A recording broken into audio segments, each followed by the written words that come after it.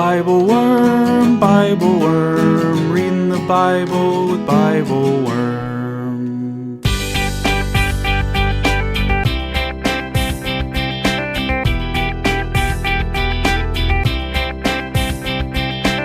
Welcome to BibleWorm, getting to the core of the biblical text. I'm Dr. Robert Williamson, professor of religious studies at Hendrix College and theologian in residence of Canvas Community in Little Rock, Arkansas.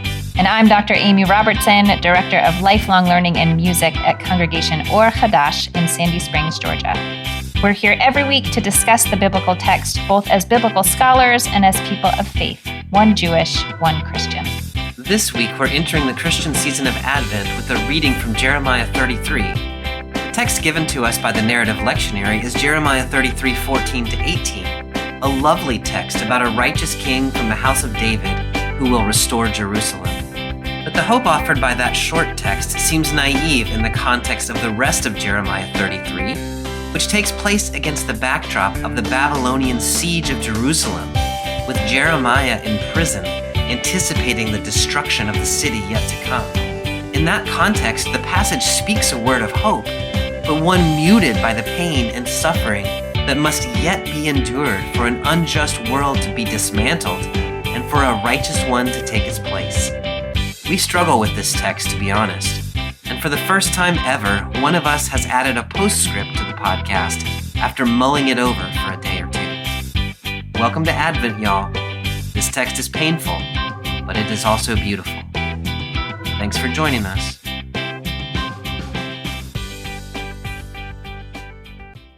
Hey, Amy. Hello, my friend. We are headed into the season of Advent in the Christian world with this episode of the podcast. Yes. Is that exciting for you? My daughter is completely obsessed with Christmas rituals. Oh, yeah. I don't know if I should, it's probably offensive to everyone on all sides, but she loves the trappings of Christmas, like really since Halloween has been like, it's Christmas and, listens to whatever, and was joking the other day that she was going to start saying Merry Christmas to everyone. And if they said, I'm Jewish, she could say, actually, I am too. So am I. That's really funny. Merry Christmas. Let's sing a Christmas carol. I think it points out something really important about Christmas, which we talk about from time to time, but Christmas is both a Christian holiday and also this sort of cultural festival that still has Christian roots, but it has sort of transcended and moved on to become sort of a capitalist enterprise, you know? You kind of darkened that, you darkened that a little bit by going capitalist. That is true. Yeah. That is true.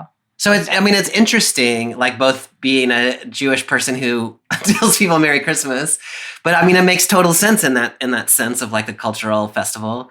And then also one of the things that I think I probably say every year is just the difficulty of being Christian in the season of Advent, which is supposed to be a time of reflection and sort of tense anticipation, like recognizing the difficulty of the world in which we live and this sort of hope of the Messiah coming into the world. And you're really like jingle bells is not really the thing.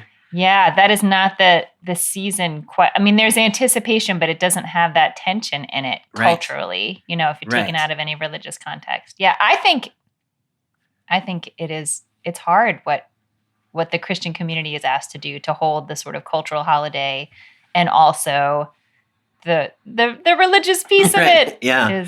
They're a little bit in tension.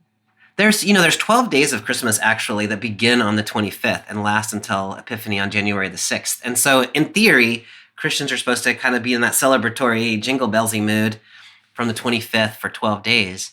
But the culture moves on on the 20, by the afternoon of Christmas Day, it's like, well, Christmas is over, and then here comes New Year's, I guess. Or wouldn't it be funny if you had an Advent calendar that somehow tried to like draw out the tensions and the difficulties? Yeah, it would be terrible. Yeah, and amazing. It would be amazing. I might work on that. We should have a BibleWorm Advent calendar next year. That's like I almost said yesteryear.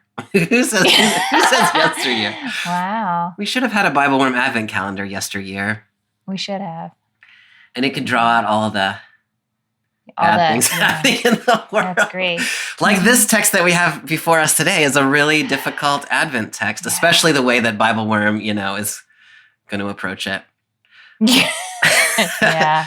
The text as the Narrative Lectionary has it is Jeremiah chapter 33. The verses 14 to 18 is kind of the core Narrative Lectionary text. And then it also gives us the option of adding in verses 10 and 11. In our conversation, we decided that really we want to do 33, 1 to 18. At least I decided that. Did you? And I'm running the show today. I am on board. Yeah. I'm on the train. Because it really changes. Like this 14 to 18 is a really beautiful passage, but it's sort of that's a little bit of a sort of naive anticipation of the arrival of some sort of messianic future. But when you contextualize it within verses 1 to 18, it takes on a whole different feeling to it, which I think is maybe more, I don't know, for me as a Christian reading this text as I prepare for Advent, it sort of helps me reframe Advent a little bit too. Yeah. So Amy, we've been moving in and out of prophetic texts just a little bit. Last week we were talking about the discovery of the scroll of Torah in the reign of Josiah in 2 Kings 22 and 23. This week we're back in the prophetic texts with Jeremiah, and we're going to be in Jeremiah 33, but I think it might be worthwhile just to get a sense of who Jeremiah is and what he was about and how he was related to other things we've been talking about. Do you want to get us started thinking about that? Yeah, let me tell you some things that feel important to me about Jeremiah, and then you can help fill in the picture however makes sense from your perspective. So historically, we haven't moved that much. No. Jeremiah started to prophesy during the reign of King Josiah, and then continued to prophecy through the next two kings, all the way through the destruction of Jerusalem, the destruction of the temple, the Babylonian exile, which was around 587 to 586. So historically, we're really close to where we were. Josiah, just by virtue of the fact that he was prophesying through this time, like up through the destruction, really the destruction of the nation. Yeah. He grappled with like the hardest and most painful and most terrifying period in the history of the biblical people of Israel. Mm-hmm. And his writings, a little more than the other prophets, we see a little bit more of him personally, not so much in Jeremiah 33, but like you can feel his anguish and his empathy for the suffering of his people and his frustration with the people for their behaviors and his outrage at God for putting him in this position and just sort of seeing the writing on the wall of what's going to happen. But also his belief that the people would return and rebuild eventually. Yes. Eventually. Mm-hmm. His overall message was, we've got to follow Torah, including all of its moral implications, not so different from the other prophets that we've read, not so different from Josiah. Mm-hmm. And this was a little more controversial. We must submit to Babylon. Yeah. Or suffer the consequences of that. And this view made him very unpopular with the kings of his day. And he was kind of seen as a traitor because he was basically saying we need to just lie down and take it. And you can imagine in our time how that would... Right. You sound like a traitor. Yeah. If you're like, we shouldn't try to get out of this situation. We need to accept our punishment. Like that's not going to fly politically. And so he is in and out of being imprisoned by the king of his own people as a traitor. And so that's where we find him, at the beginning of 33, it says he is confined in a prison compound as he is sometimes because he is in deep tension with the government of his time. What else would you add about Jeremiah? Being a prophet is a rough life, man. I know. Yeah. It really is. And I was thinking as you were doing that, just sort of some words about why we're reading the longer chapter of Jeremiah. I just have been studying through this whole book with my weekly Torah study group in the synagogue. Yeah, we are just finishing it this week, actually. Wow. And I will say, even just reading chapter 33 without all the things that come before and come after it, it's just really hard to understand the magnitude of the anguish. Yeah. Jeremiah is there are some lovely verses of encouragement that are sometimes plucked out of context. But for me to try to take them without the like stark recognition of all the suffering is, I don't know. Yeah. They lose something. You were mentioning that this text that we're reading today in Jeremiah 33 occurs when Jeremiah is in prison. If you go back a chapter to chapter 32, you get the notice Jeremiah received the Lord's word in the 10th year of Judah's king Zedekiah, which was the 18th year of Nebuchadnezzar. And at that time, the army of the Babylonian king had surrounded Jerusalem, and the prophet Jeremiah was confined to the prison quarters in the palace of Judah's king. If we just linger over that description for a minute, what has happened, if you read 2 Kings 25, Nebuchadnezzar comes against Jerusalem in the 9th year of Zedekiah. Jerusalem is going to be breached by the Babylonian army in the 11th year of Zedekiah. That's when the army comes through the wall and they burn the temple. Our story today takes place at least in the 10th year, or maybe even a little later, of Zedekiah. So the Babylonian army has been outside sieging the city for at least a year. We're still some time away from when they're going to actually come and breach the wall. But of course, nobody knows that like actively at this moment. And as you were saying, Jeremiah is confined in prison by the king because he's been saying, hey, y'all, we just need to submit. Like, this thing is going to happen and we just need to take our blows. And so this is, if you think about a city that has been under siege for a year, things are starting to get real. And some of the biblical descriptions that we have of the siege of Jerusalem are just brutal about the kind of things that people had to do to survive. And so I think at this moment, maybe it's just starting to settle in that this thing is going to be really bad. Yeah. So we'll pick up then with Jeremiah 33, verse 1. And I'm reading in the Common English Bible. While he was still confined to the prison quarters, the Lord's word came to Jeremiah a second time. The Lord proclaims, the Lord who made the earth, who formed and established it, whose name is the Lord.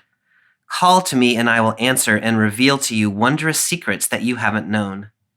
This is what the Lord, the God of Israel, proclaims about the houses of this city and the palaces of the kings of Judah that were torn down to defend against the siege ramps and weapons of the invading Babylonians.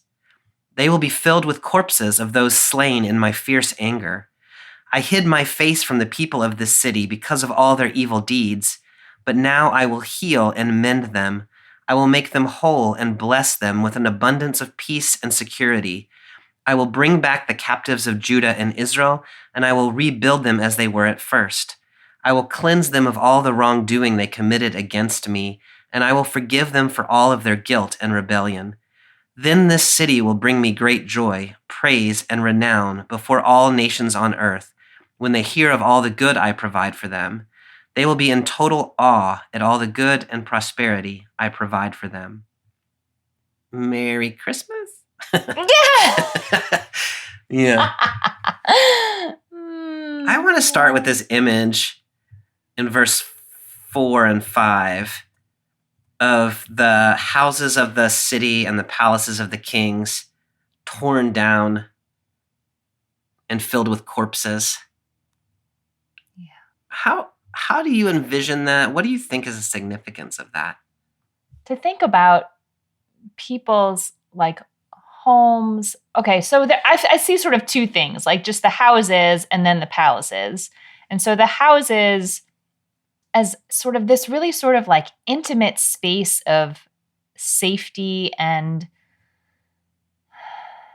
the level of like violation, of personal violation that comes with having your house destroyed, let alone filled with corpses, is known by many people who have experienced war in many parts of the world and still happens today.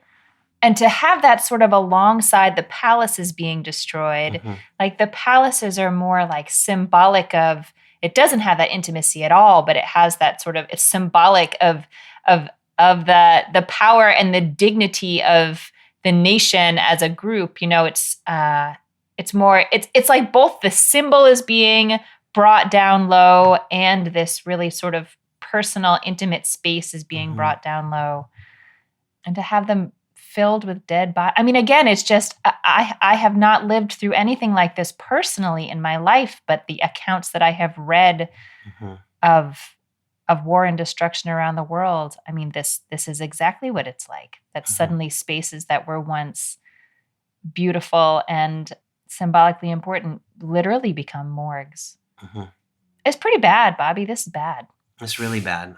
I appreciate the way you're talking about that, Amy. And what it's making me think of is, so often these sorts of conflicts come out of the palaces, right? It's decisions that are made in the upper echelons of society where people are choosing what kind of policy positions to take and what, the Zedekiah had decided to rebel against Nebuchadnezzar and try to throw off his rule and withhold tribute. And, these were decisions that the people in their houses on the streets had no part in. Maybe they had opinions about it, I don't know, but these decisions were made in the high reaches of the government. And yet when the destruction comes, it's not just the palaces that pay the consequences. It is also the houses of the regular folk, and maybe especially the houses of the regular folk. And I just think it's important in this context, but also in our time and all times, to keep in mind the toll of these kinds of political decisions among people who are just living their lives and trying to get by, and has huge effects for people and their livelihood.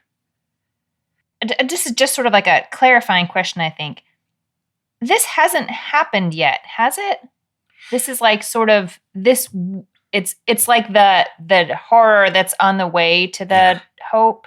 Is that right? I think that's right, Amy. So I was reading those verb tenses.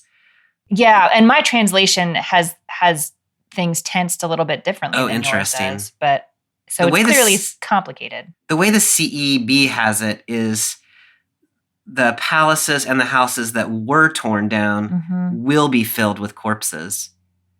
Which to me suggests that we're in the moment where, the army's pressing against the wall. You realize the fortifications are not substantial enough. You say, we've got to tear down all of these places to reinforce the wall. And you think maybe that has done the trick, right? So you're in this moment of the last desperate attempt to defend the city. And so they will be filled says, I know you're trying to defend the city, but this is inevitable, and the army's coming in. That's how I read it in my translation. What would you say about that from the JPS? The JPS actually has both in the past tense. Oh, interesting. It has the houses that were torn down were filled with those who went to fight the Chaldeans. And it's funny then that since both of mine are past tense, I'm like, this is something happening in the future, right? Which prophecy is just so weird that way. I get a little turned around. Yeah. And you're right. The destruction is unfolding, and the people may think that they have hit bottom, but we as readers know they have not yet hit bottom. Right. Amy, this prophecy begins with the narrator. I guess it's Jeremiah speaking, although it's in the third person. The Lord spoke to Jeremiah. Anyway, what I'm interested in is, it says in verse 2, the Lord proclaims, and then there's this sort of descriptor, right? The Lord who made the earth, who formed and established it, whose name is the Lord. Call me and I will reveal wondrous secrets. Why do you think, or what is the effect of introducing God? Like you could have simply said, the Lord proclaims a second time and then gone into that prophecy. But instead we get this sort of declaration about who God is. Do you have any thoughts about that? We do. And Bobby, my translation is really different here. And I think looking at the Hebrew that I would make a case for mine. Mine says in verse 2, thus said the Lord who is planning it, the Lord who is shaping it to bring it about, whose name is Lord. Oh, that is very different. It's very different. I'm looking at the Hebrew now too, and I think you're actually right about that. Right. Adonai Yotzerotach. And the question is, what is that pronoun referring to? What is the pronoun referring to? But the earth is entirely imported here.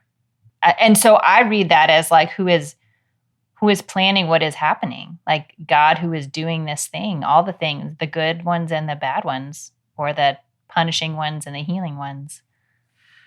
Oh, I see. I'm looking at the Septuagint, the Greek translation has the earth, and you're right, the Hebrew has it. And the relationship of the Greek and Hebrew in Jeremiah is exceedingly complicated. It's a lot of places it seems like the Greek actually preserves an older tradition than the Hebrew does. Mm-hmm. So it's hard to know, but this seems like one of those places where if I were a Septuagint translator and I saw this, I would stick the earth in there because it makes it sound like more positive instead of like God is planning this destruction. Okay, so on the one hand, it's disturbing to think about God who is planning it now, because the it is not just the healing. The it is also the destruction before the healing. Yes. It also puts God in a unique position to be able to explain these things, or to sort of lay out these, wondrous secrets to Jeremiah that really are very difficult to understand. They're difficult for me to understand as a reader. How can you already be planning for the healing when you haven't even done the destruction, but you're still going to do the destruction? Like how do you hold all those things together? Right. But if you think of God as Yotzer, it's like this almost pottery image. Like I'm the one forming this whole situation. I'm the one making it real. It's like this really intimate connection between what's unfolding and God. And so you can trust that God knows what is going to happen. I love that connection back to Yotzer, which I had not, I was hearing the Hebrew, but then when you said it's almost like pottery image. So first of all, that's a famous image elsewhere in Jeremiah of the potter who can make the pot and then spoil it and remake it. Yes. But in our conversation, that's also the word that was in Genesis chapter 2 in the creation story when God formed the human, which actually connects this back to the other way of reading this, which is about the formation of the earth. Yes. I read that as the God who has the power to form the earth from tohu vavohu, from formlessness and void, can also create this thing that is being prophesied to you now. So it's both about the power of God to shape the future in the way that God has shaped the world, and also about this sort of the complexity of that shaping can both have a painful element and also a hopeful element. All of that can be held together because this God is such a powerful God. Yeah. In verse 5, we get the sort of motivation of God in this destruction phase. I hid my face from the people of this city because of their evil deeds. Yeah. Can you talk a little bit about that theology of God's hidden face and what you do with that? That's such a good question. And it's so interesting in this rendition of it in particular. Often I think of this sort of like theological idea of God hiding God's face, almost like the passage we were reading in Isaiah where like God removes the hedge. Like I'm going to stop saving you from yourselves. Like, and I'm not going to sort of shine my countenance upon you and shower you with blessing. But it doesn't carry this idea of like active, rageful destruction, which I feel like this passage a little bit has that too. It has, at least in my translation, the corpses of the men whom I struck down in my anger and rage. Mm-hmm. And in that context, hiding my face from this city almost is like, I'm not even going to look at what I'm doing. Like, I'm not going to look at the destruction that I myself am bringing upon the city because we know God is a compassionate God. And if God saw the work of God's own hand, that it would be too much. Mm-hmm. But that's a different sort of spin on that God's hidden face theology than I usually hear. It is, but it connects so nicely to that Hosea 11 passage that we were talking about last week, where God is angry and then says, no, I'm not going to be angry because gods are compassionate, and so I'm going to be compassionate. And then here we see God actually acting on the anger and maybe not being able or willing to look at it. This is a thing that needs to be done, but I wish I didn't have to do it. Yeah.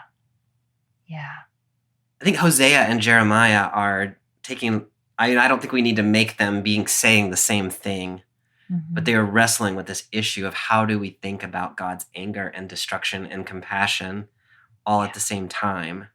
And it is difficult. I like that image of thinking of God sort of shielding God's face from having to look upon the damage that's been done. It also is disturbing to me at the same time, of course. Yeah. I mean, it is incredibly complicated. And I think that's part of the thing about Jeremiah is sorting through this. How do we hold the compassion of God together with the theological idea that God has brought about this destruction?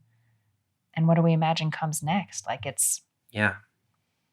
And to keep in mind, that Jeremiah is processing the trauma of war in real time, or such is the narrative setting anyway, that he doesn't know how to think through all of it logically.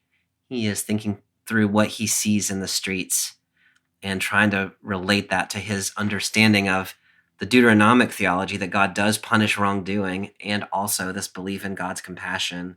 We shouldn't expect him to have pulled together a systematic theology of what is happening to him. That is true. Exactly. That is true. Yes. So Amy, right there in the break between verse 5 and 6, or in the CEB, it's actually just one big sentence. There is this idea of the destruction and the hiding of the face. And then there's but now I will heal and mend them. And then there's this really positive and sort of beautiful prophecy. I'm just focused on that shift from the one to the other and how to make that move or hold them together at the same time. Yeah. Can you help me with that? I mean, it's almost like, I love how you pointed out that it's like the same sentence. It's like in the same breath. We can't end the breath until we've gotten to the healing. We can't stay in the place of destruction. I was reading a Jewish commentary on this section this morning, and it said there's a midrash from Song of Songs that says, in order to prepare a dressing, you have to inspect the wound. Like there has to be some pause where you actually look at what has happened and what it needs. But here, it's like God prepares the dressing before the wound. Maybe because God knows exactly what the wound will be, because God is going to inflict the wound. It always feels so sort of abrupt to me. Yeah. But I guess if I try to empathize with God, it's a little difficult for me to empathize with God in this section of scripture. But if I try to, I can imagine that God too is eager to move past this and get to the healing part, That makes a lot of sense to me, and sort of the idea that the healing is ultimately the goal, and that is the promise that is here. But for whatever reason, and we can wrestle with that theologically, but there is a wounding that needs to happen before the healing can take place. Yeah. But God is sort of reassuring here that there is a purpose. There is a purpose and a positive outcome to the whole thing that God has in mind. But y'all are going to have to go through some stuff before you can get there. There's this PBS documentary. It's about the Holocaust, and it's not really a documentary. It's sort of a drama, but it's about the trial of God in Auschwitz during the Holocaust. And it's these people who are Jewish men who are in the barracks, and they're having an argument about what God is doing. And it's really powerful. I use it in my Job class, and it's worth watching. But they sort of working on these theologies of God's destruction, and one of them that they come up with is about surgery. Ultimately, there is the healing. Thinking about that. Surgery is ultimately healing, but it requires a cutting in order to be healing. And if you don't know the healing is coming, then the cutting just feels like violence. Yes. And there are many other ways of explaining that, but to me, what you were saying sort of was leading me in that direction. I'm really glad you said that, Bobby, because I am uncomfortable with that theology, but it does. So I'm glad we can put it in the mouth of other people who really have more grounds to comment on such things than I do. But it does remind me of the kind of, surgery is violence. It is violence against your body. And then there is, for a purpose, and the ultimate purpose is healing. And it is good to know what the trajectory of that healing is going to look like as you're going into it, because you sort of need that hope. But that's that I'll have to look that up. Mm-hmm. Yeah. We come back to this from time to time, but one of the things that has been helpful to me in thinking through all of this stuff is thinking about how does injustice come to an end. And we have the story in Exodus that God enacted violence against Pharaoh in order to set the Israelites free from Egypt. And here we have another situation in which Jeremiah has been pointing out these injustices that are being done. And it's almost as though you can't just get from an unjust system to an ideal new way of being without there being some sort of dismantling of the old system, which is inevitably going to hurt. And it's not just going to hurt the people who are in charge. It's going to have societal ramifications. And I know I would like to think it doesn't have to be that way, and maybe it doesn't. But I think the large sweep of human history shows that in order for there to be a sort of reconstruction, there has to be a deconstruction on the front end. Yeah. And that seems to be at least Jeremiah's understanding of what's happening. I'm really glad you brought in that note that you pointed out at the beginning of this chapter, which is that it's not just the palace that is destroyed, it's people's individual houses. Hi, I'm Terry Peterson, minister of St. John's Church of Scotland in Gourock, west of Glasgow on the Scottish coast. And I am the liturgy writer for BibleWorm, which means I get to spend a lot of time listening to Bobby and Amy, and that is a great joy.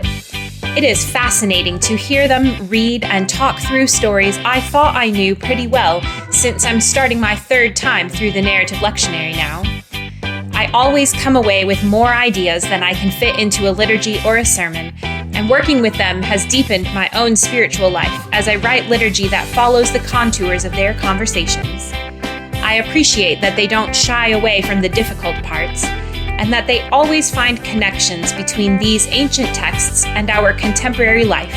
And it's fun for me to work those connections into liturgy that empowers worshiping communities to speak to and about God in new ways.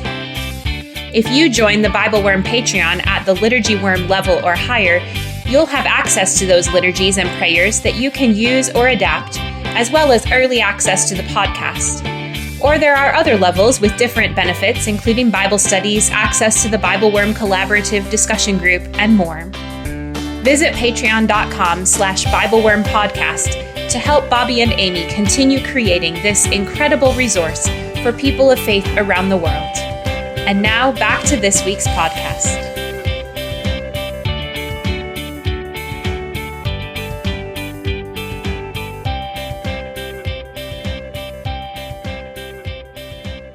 There's much more we could say, but I think we should move on to the next section.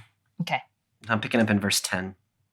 The Lord proclaims, "You have said about this place, it is a wasteland without humans or animals. Yet in the ravaged and uninhabited towns of Judah and the streets of Jerusalem, the sounds of joy and laughter and the voices of the bride and the bridegroom will again be heard. So will the voices of those who say, as thank offerings are brought to the Lord's temple, 'Give thanks to the Lord of heavenly forces, for the Lord is good and his kindness lasts forever. I will bring back the captives of this land as they were before,' says the Lord." The Lord of heavenly forces proclaims, "This wasteland without humans or animals and all its towns will again become pastures for shepherds to care for their flocks.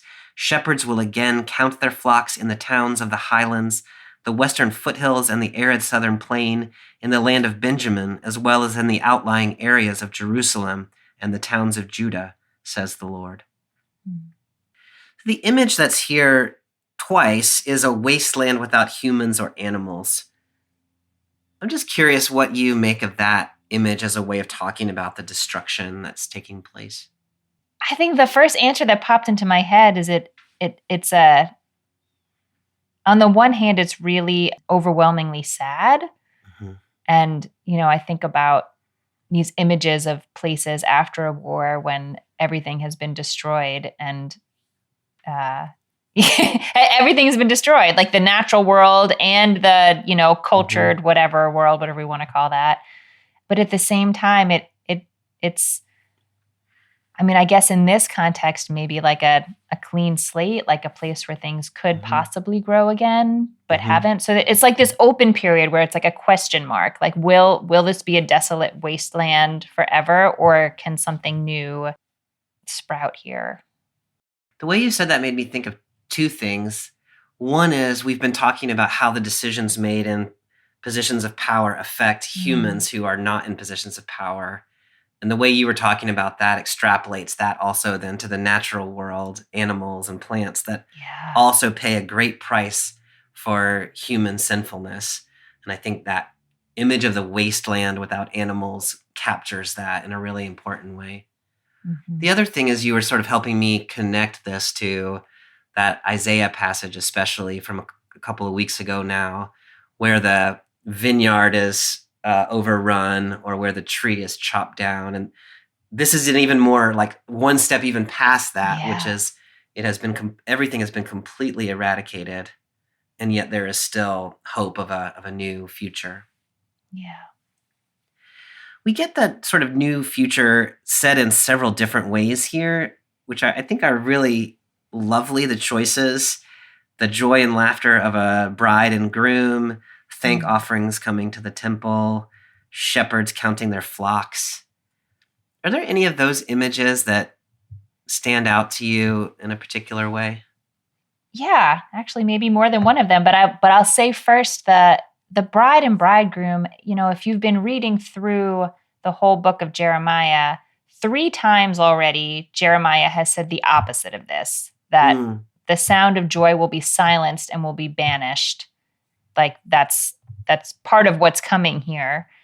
So to read it here as it will come back really sort of feels like a reversal or a new begin. Like it really stands in sort of contradistinction to the specific curses, I don't know, negative prophecies that have been in the air already. And the other thing it made me think of is just news stories that I'm hearing about the war scenes in the Middle East and these, moments of brief joy where people go through with a planned wedding, and not at all in the way that it was that it was planned, but figure out how to get people together in a safe place for a short amount of time to be really intentional about trying to, bring that continuity of joy in the face of suffering. It's a powerful thing to do. I really appreciate the way that you keep pulling us back to the broader context of Jeremiah. And, even if you think of it in that first commissioning that Jeremiah gets about digging up, pulling down, destroying, demolishing, building and planting.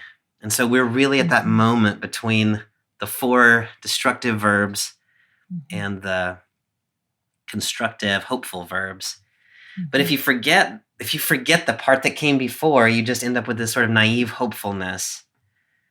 But when you read it the way you're reading it, you can see this sort of long stretch of the prophecies have all been one way. You're not going to hear this anymore.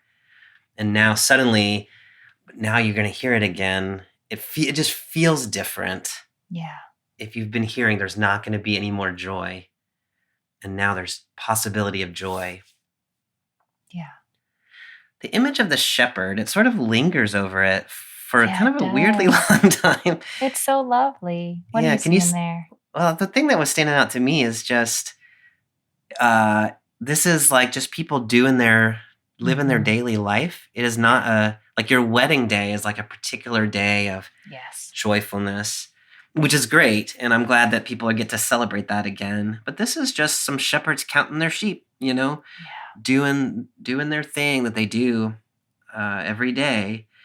And the specificity of it's going to be in the highlands and in the foothills and in the southern plain and in Benjamin and outside Jerusalem. To me, that's just trying to capture this sense of it's everybody everywhere.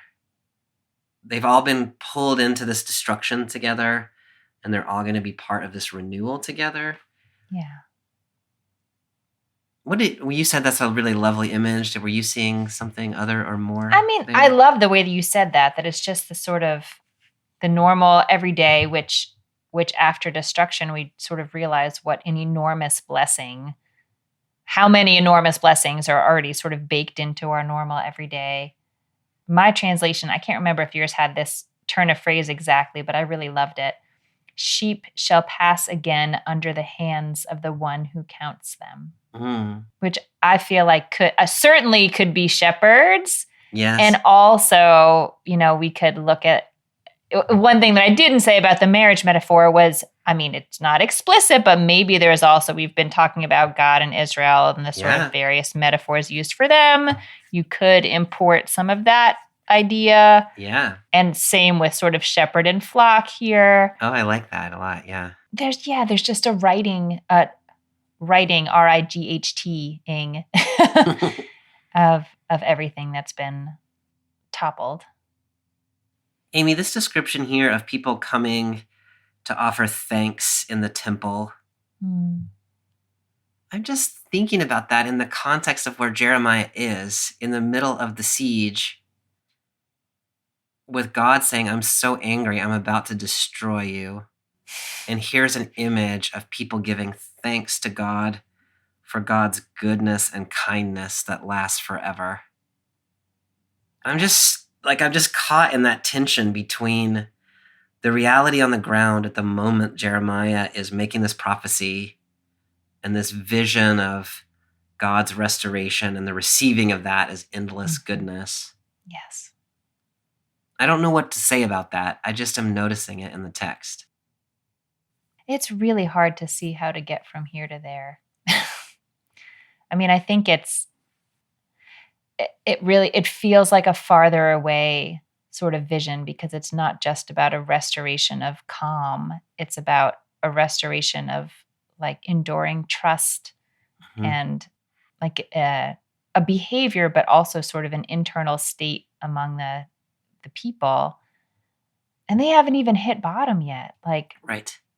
They're still a year away. Things are going to get worse first. So it's good to know that things will eventually be repaired, but I feel like this is one, like the other ones God could just like make happen.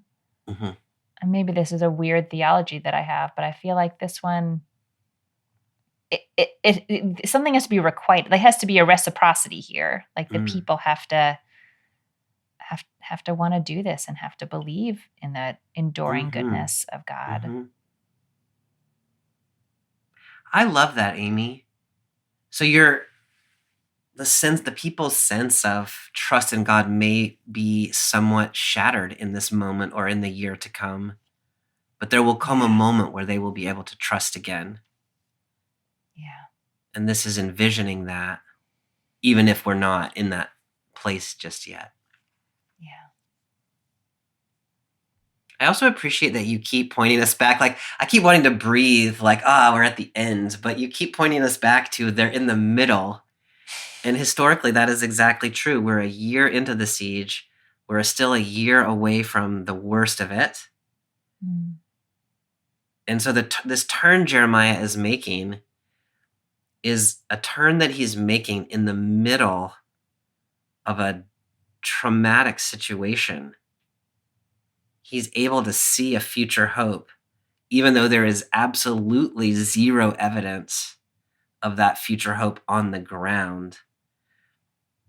It's just a testament to what he's able to see and offer to a people who are in the middle of deep, deep suffering.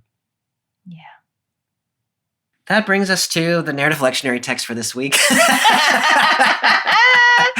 which is Jeremiah 13, 14 to 18, which I feel like it will ring differently now than if we had just started right here. I hope in a helpful way. So picking up in verse 14. The time is coming, declares the Lord, when I will fulfill my gracious promise with the people of Israel and Judah. In those days and at that time, I will raise up a righteous branch from David's line, who will do what is just and right in the land. In those days, Judah will be saved, and Jerusalem will live in safety. And this is what he will be called: the Lord is our righteousness. The Lord proclaims, David will always have one of his descendants sit on the throne of the house of Israel, and the Levitical priests will always have someone in my presence to make entirely burned offerings and grain offerings, and to present sacrifices. So here, this future promise that we've been talking about in these larger terms about the bride and the bridegroom and the shepherd and the sheep, people coming to the temple, it takes on a more, at least the way it reads here, an individual specificity, talking about a branch, a righteous branch from the line of David. Can you talk a little bit about that imagery of righteous branch from David's line? Yeah, was it Isaiah that we read that had that sort of like a tree that had been cut down, but there was a little sprig. Mm-hmm. Isaiah 11, yeah. Yeah. I mean, I think that's the sort of imagery that is alive for me here, that even though so much of the thriving of this people has been cut back, like so much so that it might not be obvious that they would continue at all. And yet there's this little twig, that little twig of righteousness that grows. And it's going back to these promises from previous generations that were made to David's lineage, and a sort of enduring hope that maybe the kingship is not a doomed entity, even though it has not been doing too well. Like, it really, I mean, I don't know, Bobby, it seems, I should not call God naive. Okay, I'm not going to call God naive.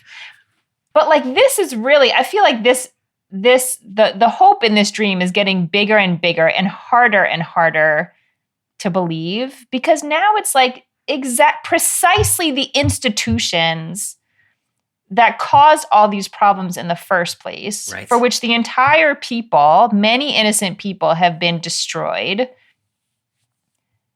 There's a hope that the vision is we're going to go back to that model. That model is not broken. Right. And it's going to work. Right. Isn't that like the definition of insanity? Yes, we had a lot of hope in David, and then that sort of fell apart. And then we had a lot of hope in Solomon, and then that fell apart. And then we thought, here comes Hezekiah, it's going to be better now. And then that fell apart. We actually had a righteous king, Josiah. But it's too late. And then it was punishment for his grandfather's sins. And so, yeah, we keep doing the same thing, and it keeps not working. And so, like, going back to that same well over and over again. But that's what we have here. But there's two things that seem a little bit different here. One of them, I don't know that is that different, but the king is going to be called Adonai Tzidkenu. The Lord is our righteousness. Mm-hmm. Can you talk about that? Just name just seems significant to me. That's what you would call the king. Any thoughts about that? So, this might be a Hebrew-Greek issue again. In the Hebrew, it is not he shall be called, it is she shall be called. So it seems to be talking about the people, Israel, which would still be good. That would still be a good shift. Yeah. But it doesn't speak specifically to the kingship. I like that, Amy. So she will be called the Lord is our righteousness. And if you take that she as the people or the land as you're doing, where does that take you? It kind of, even though it's in this section that is talking about the lineage of David and sort of the leadership structures, in some way it for me puts the spotlight back on the broader group. Yeah. The people. Like there's not just going to be one person that's going to be able to solve this problem for you. Yeah, it's a broader picture for me about what the future is going to look like, and that somehow, some way, this people are going to figure out how to live in a way that really exemplifies God's God's idea of what you should be doing in the world, like the godly righteousness that we should be bringing into the world. And then there's also a kingship. But I think Right. maybe I've pushed the kingship aside a little too far because it really is sandwiched between two things about kingship. So I don't know. How do you hold those together? Well, now that you're talking about that, I really like it. Well, like where I was headed when I was thinking Adonai Tzidkenu is about the king is to say, now we're not trusting in the king's righteousness, although we just said that he's going to be a righteous branch, but we're trusting in the Lord's righteousness, which has kind of been the goal of kingship since Deuteronomy 17. That's right. It's not the person, it's the person's orientation to God. So that's where I was headed. But now that you're talking, I really love that. So now what we've got, if you read it as the people, then you've got the righteous branch. You've got a people who say, the Lord is our righteousness. So the people are not entirely dependent on the king, but they have their own role to play in making sure that the land remains righteous, which I think it also has been the vision since the beginning. Mm-hmm. But it seems like in this time of king of the monarchy that we've had this sort of singularity, like good king or bad king, that determines how things go. But it doesn't have to be that way, right? If you've got righteous people, then the role of the king becomes less crucial. Yeah. I love that connection you made between the Tzemach Tzedakah, the righteous branch, and this, second, God is our righteousness. The third thing that's here that you might not expect in a prophecy of a Davidic king is this reference in verse 18 to the Levitical priests and sacrifices. Yeah. That we don't always see that in reference to the king. So can you talk about that being here? I think the first thing in my mind is, sometimes it's easy to read the prophets as saying there's a problem with sacrifice itself, and we shouldn't be sacrificing. When in fact, I think usually the prophets are saying the problem is not that we're sacrificing, it's that we think all we have to do is sacrifice and we can forget about all the other stuff. Right. And so this really holds up an image that goes back to, I was going to say some really short period of time at this point, but where we have a functioning kingship where the king is righteous and the people are righteous. And that is precisely like the foundation that you need to be able to have this really beautiful, intimate way of relating between the people and God, which is basically like sharing a meal in a metaphorical way. But you need all those other things to be in place in order for the sacrificial system to really be as connecting as it has the potential to be. I really like that, Amy. And thinking about the way that the religious community, the priesthood, has a role to play in this just society, I think is really important. And what you were saying reminded me of a conversation we were having. I think it was in our economic justice series we did a couple of summers ago. And we kept coming back to this phrase, the people are seeking a religious solution to an ethical problem. Yeah. And to me, that's this. And what you're saying here is you can't just cover over injustice with religion. Right. You have to have a just society, and then you can be properly religious. I like that connection. I do think that's what is happening here. It's entirely possible to sort of leave out, and sometimes it does happen, where you leave out the religious side, right? You've got God's king in place, and you've got the people, and that's all you need. So I like that there is a role for the priesthood here, but it's not the first role, right? It's not that people are going to come and make sacrifices first. It's sort of the last. It is the sign that all the other things are working correctly. I like that way of thinking of it. Yeah. It's the last piece. So, Amy, I'm assuming that this is read as a messianic prophecy in your tradition. Yeah, I would say so. We don't talk about messianism a lot, but yes, yes, I would say yes. It's an interesting one because Jeremiah is predicting a future Davidic king, but there actually is never going to be another Davidic king historically. Zedekiah is the last one. And so this is a prophecy that doesn't, in that first sense, actually come true, which is one of the reasons that then Christian tradition reads this as a prediction of Jesus, which of course is why this is an appropriate text for Advent, is it's anticipating that Jesus as the righteous branch. I don't know what to say about that other than to say that that's the way the Christian tradition has understood this text, to be pointing forward to a future king. And then when you get that language about the prophecy of an eternal kingship for David in verse 17, which is a reference back to 2 Samuel 7, that's Jesus's reign that's going to come and establish that line forever. But I don't think that's what Jeremiah has in mind in the first instance. I think Jeremiah really thinks there's going to be a king, there's going to be a priest, there's going to be a righteous people, and it's all going to work out together. Finally all the pieces are going to fit together as they should. Amy, I feel like we spent a very long time talking about the part of this text that's not the narrative lectionary and a fairly short time talking about the narrative lectionary. But I've kind of said what I want to say about this. Are there things in this last 14 to 18 that we should make sure we lift up? This is where I feel like I don't know. I don't know. 14 to 18 on their own feel like this sort of disembodied hope. Yes. That for me is not that useful. Yes. It is nice to have a promise that everything is going to be okay again, and that not even everything's going to be okay again. It's sort of like we're going to go like back to we've stripped everything down and we're going to just sort of rebuild it, and this time it's going to work. And I don't know. I guess I don't have a lot. I guess I don't have a lot more to say about it.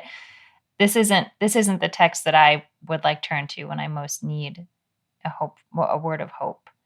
Yeah. So I'm not a helpful conversation.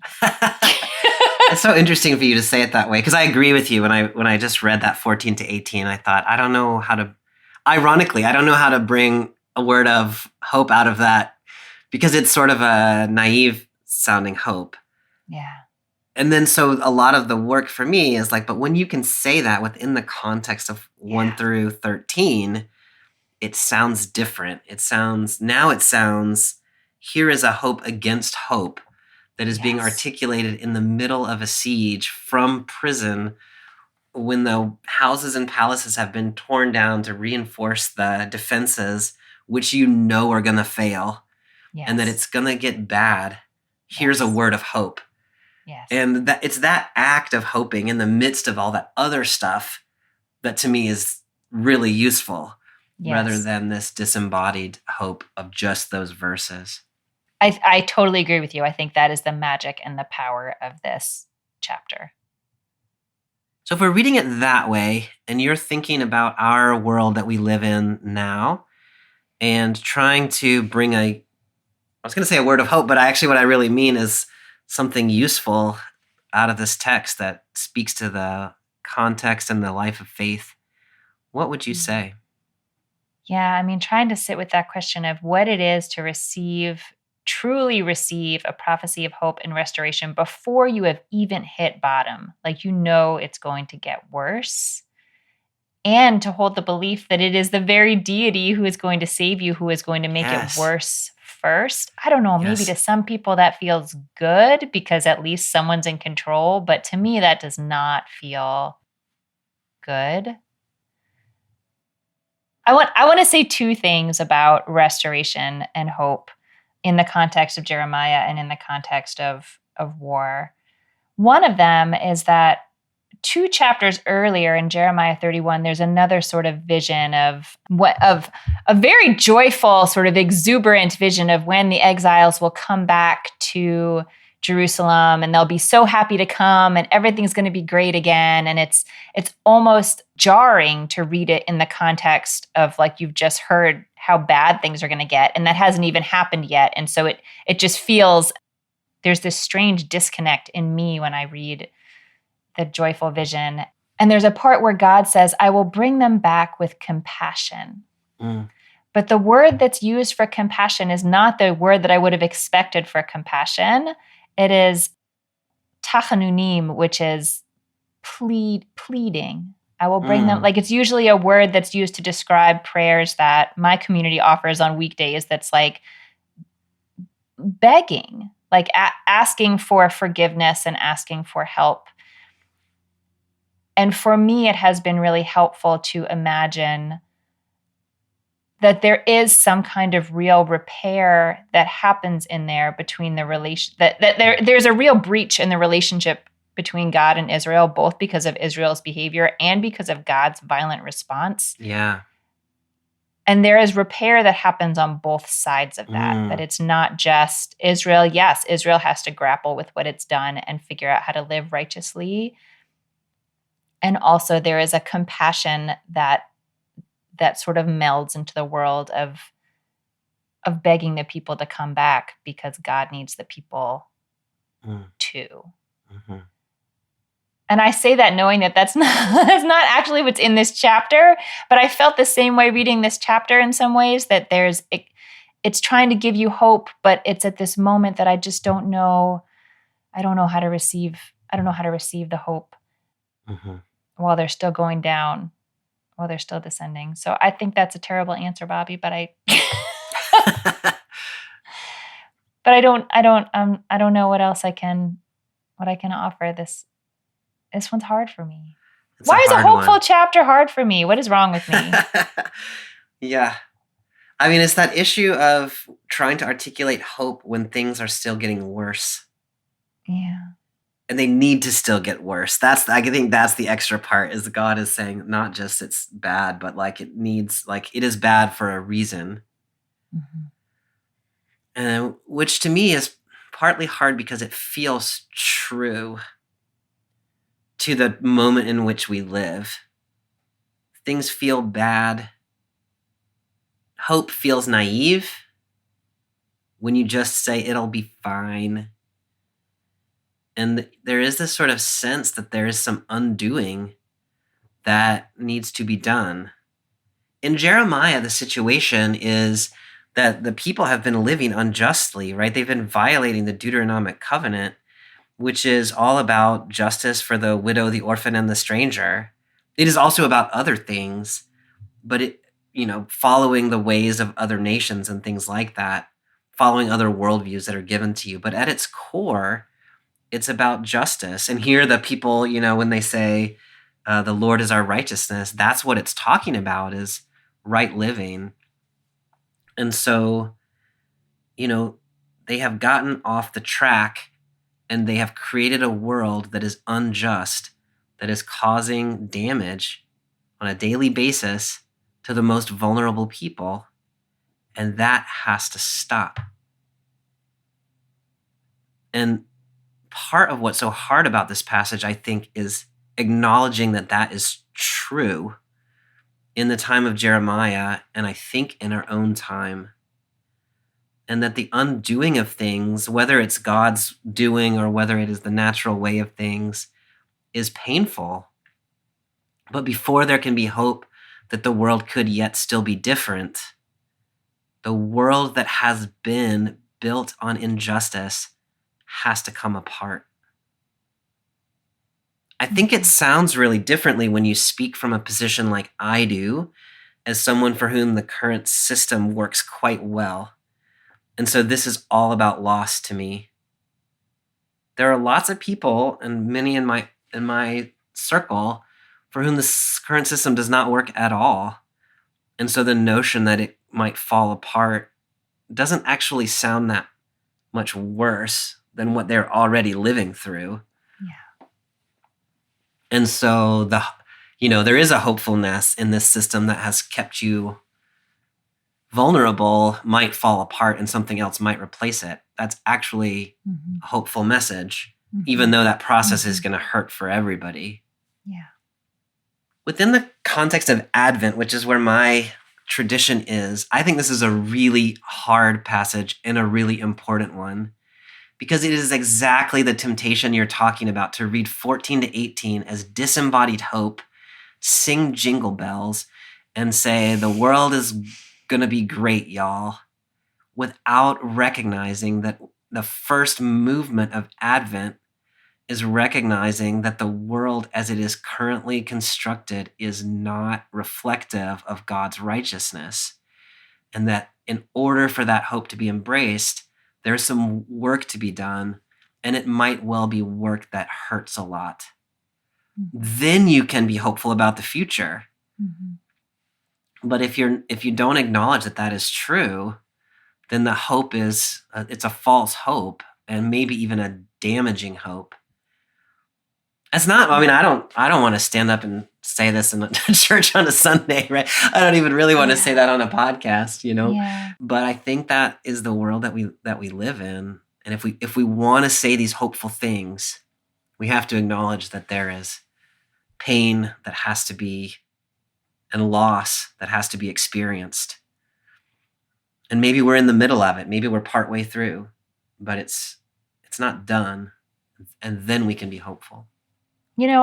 I pushed back a little bit against the surgery metaphor earlier, but I think that's the most helpful one in my mind right now. And I remember my mom talking about different things she's experienced that are arguably very painful, but if you know nothing is wrong and everyone is, and the doctors are here to help you and they will do violence against your body, but it is ultimately going to be okay, that's a very different thing than experiencing all of that same pain at the hands of someone who hates you and doesn't mean well for you. Yeah.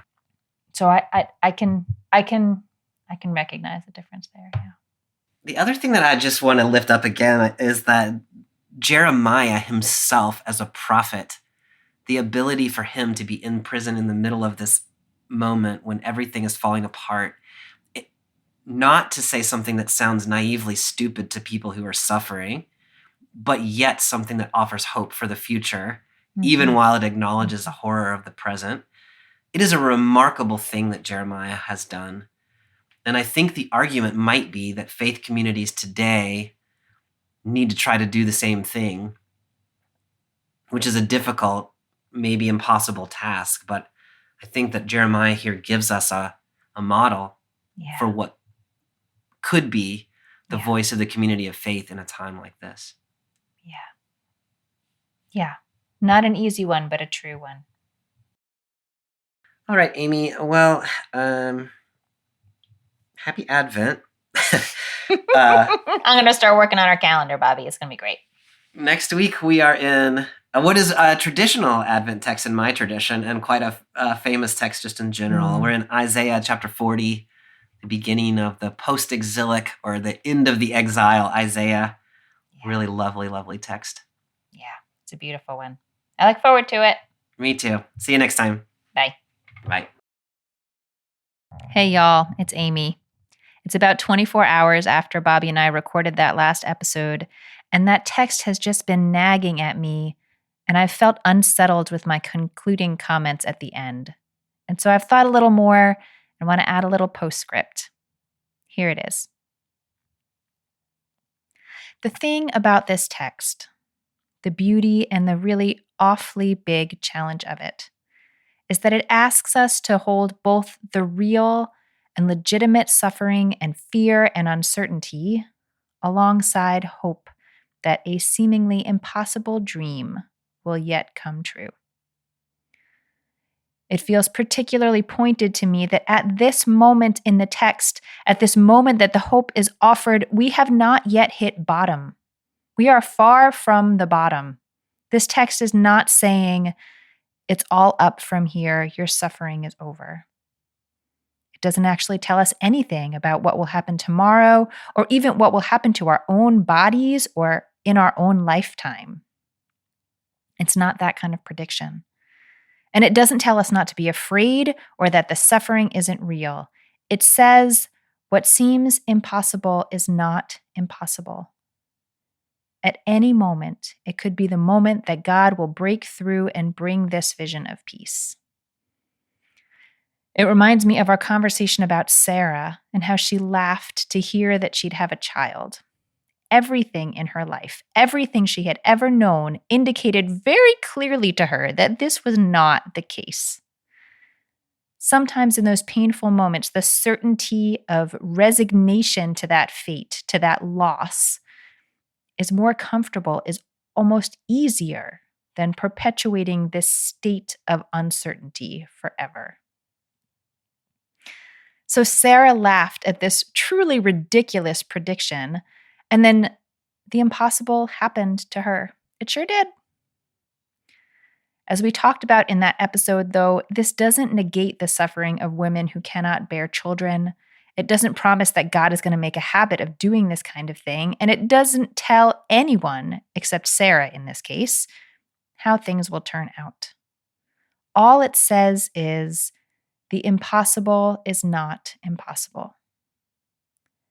Whether or not you can hold that vast expanse between the suffering of this moment and the promise of relief from that suffering in some mysterious, hazy future, they are both true.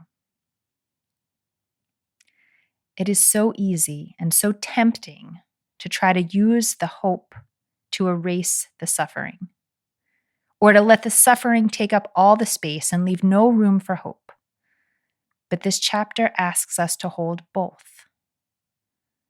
Hope should never be wielded as a weapon against those who are suffering, but nor should we let our world become so small, let our imagination shrink down so tightly that we can no longer dream of peace and envision it and taste it in our souls, to remember what it looks like, because that is what will hasten its coming.